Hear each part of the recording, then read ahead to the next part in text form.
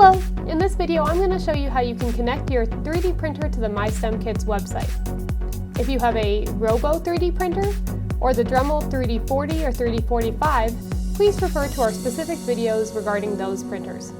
For all other supported printers, however, you're in the right place. First thing you need to do is go to mystemkits.com and log into your account. Then go to your Printer Management tab on the left-hand side. On this screen you can see any of your previously connected printers, or in the top right-hand corner you can register a new printer.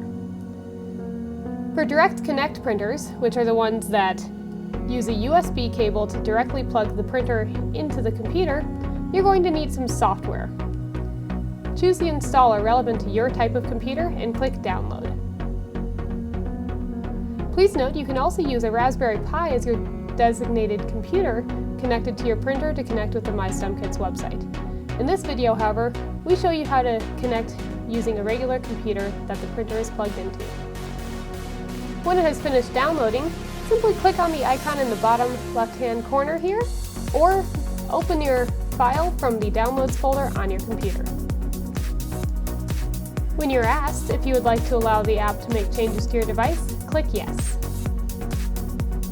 Then it will open the 3D Printer OS Client Setup Wizard. Click Next, and then you'll get a number of options where you can click Agree, Install, and Next, and so forth, as this is installing all of the various drivers required to connect the different printers with our website. When it's done, you'll be notified that 3D Printer OS has been installed on your computer. Make sure that Run 3D Printer OS Client is clicked and then click Finish. Now it's going to start trying to detect Cloud Client and printers. Within a minute or two, your printer should show up here. Now if you're not noticing it, you can click on this link here that goes to localhost:008, and this will sometimes give you some more information.